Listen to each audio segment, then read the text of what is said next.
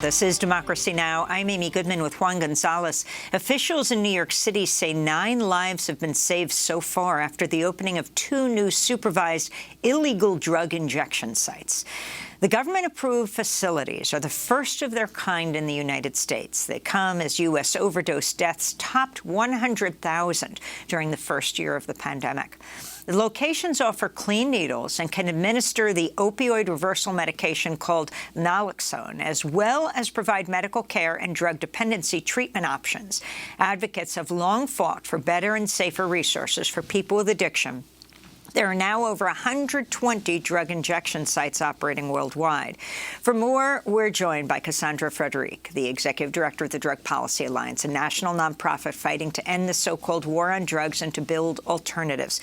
Kassandra, welcome to Democracy Now! So explain what's happening at these sites. These are illegal drug injection sites that are approved by New York City, the first in the country.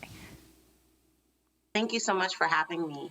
So yeah, these overdose prevention centers are places where people who are already publicly injecting, we are incentivizing them to come into these places so that they can sit down, learn strategies around injection that really reduce the harms that come with injection, that are able to have conversations about the substances that they're using and to use under the supervision of other people.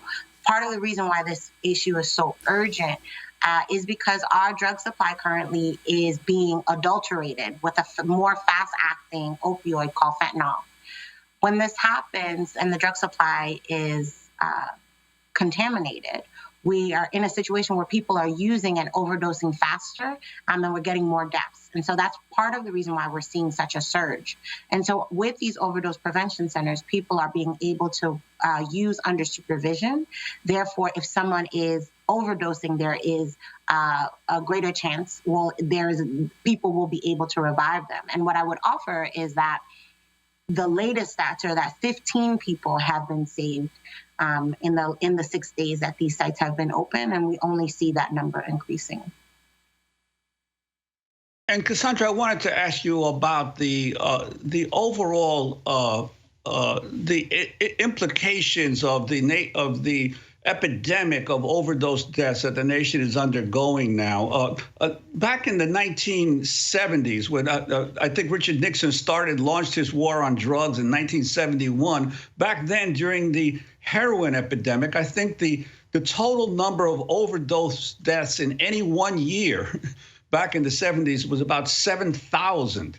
And then in the 80s, at the height of the crack cocaine epidemic, the largest number of overdose deaths was less than 9,000 in any one year. Now we're dealing with 100,000 in a 12-month period, according to the CDC, 10 times the number of people dying from drug overdose deaths now than back in the 70s and the 80s. And the implications of that for public health and in terms of how government policy is shaped.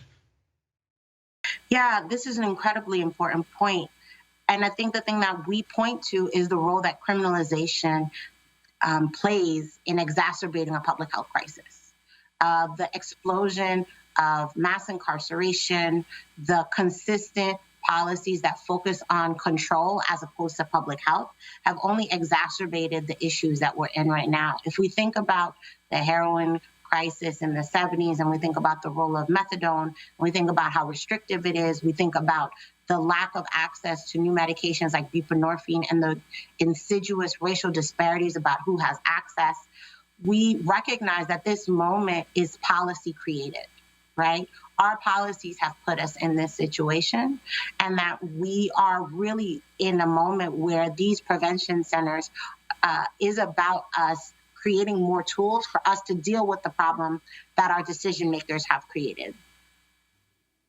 And in terms of how the demographics of the drug overdose situation, because obviously back in the 70s and 80s, it was largely within the inner cities among African Americans and Latinos. Now, this epidemic started really in the rural areas and has moved into the cities, hasn't it? And it largely started first among working class and poor whites, and now is increasingly into the Black and brown communities as well.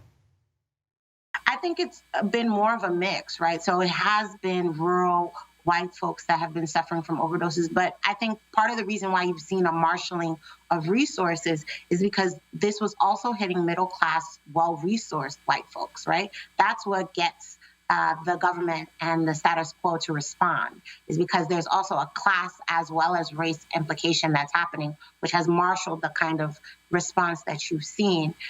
What we are seeing now is that there is a dramatic increase of the overdose crisis hitting Black and Latino communities in this country. In fact, in New York, where we have opened the Overdose Prevention Center, the Black New Yorkers had the highest rate of overdose deaths and the largest absolute increase in rate between 2019 and 2020. And so we're seeing such a dramatic increase. There have been studies that have shown that there have been 4 states in the United States at a study that was run out of Columbia, where Ohio, Kentucky, New York, where they have the highest overdose rates. The increase is happening among Black communities. And, there are multiple states. There was another study that showed that in states like West Virginia, Washington, D.C., Missouri, Illinois, Michigan, Wisconsin, Minnesota, these places, the Black opioid overdose death rate is higher than white folks. And so it's really important for us to recognize, and also this is what history shows, right? Like, there's no crisis that's happening in the United States that's solely going to impact white folks, right? Like, if white folks start to get impacted, we will see the dramatic increase and the devastation that will happen to communities of color. And the thing that we as advocates are pushing for is usually when that happens, the pendulum swings really rapidly back to criminalization. We're seeing that at the federal level with the Biden administration continuing to push criminalization of fentanyl.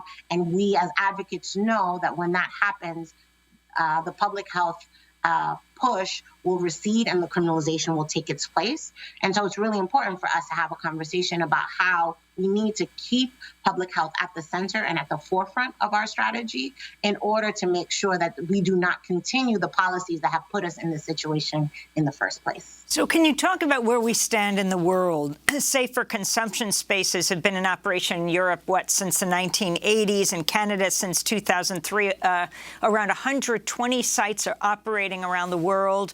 Here in New York, we now have these first legal injection sites, now Boston, San Francisco, Washington State, all considering these safe spaces away from police and incarceration. Talk about how this contributes to ending the war on drugs, Kassandra. We want to keep people alive. And the war on drugs is a war on people, as many people have said before. And in order for us to actually win, we need our loved ones to be here with us. And that includes people who use drugs. And I want to be really clear. These are the first sanctioned overdose prevention centers. People who use drugs have been finding strategies to keep themselves alive and well for a very long time. This comes out of a deep history and strategy of harm reduction. People who use drugs were the first people that were pushing for giving people who use drugs clean equipment like sterile syringes. And they have been operating these kinds of places for a long time to help save each other.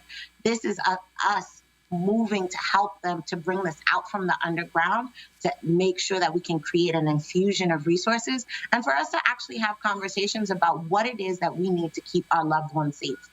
Oftentimes when we have these conversations, people are focusing on, we want to get people to stop using drugs. We want people to return back to our lives. What we have consistently heard from people who use drugs is that they need things to slow down around them.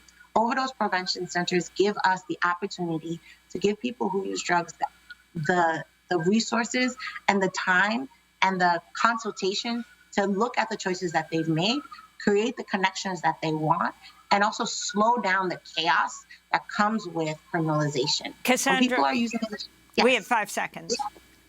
Yes. I want to thank you so what I would offer, Go ahead. Thank you so much. What I would offer is that this is an opportunity for us to look at how do we censor the needs of people who use drugs, how do we listen to them, and create resources that are anchored in that. Kassandra Frederique, Executive Director of Drug Policy Alliance, thank you so much. And Juan and I hope you'll join us tonight for the virtual celebration marking Democracy Now!'s 25th anniversary at 8 p.m. Eastern Time at democracynow.org. We'll be speaking with Noam Chomsky, Angela Davis, Martina Spada, Winona LaDuke, Arundhati Roy, Danny Glover, Danny DeVito, and more. I'm Amy Goodman with Juan Gonzalez.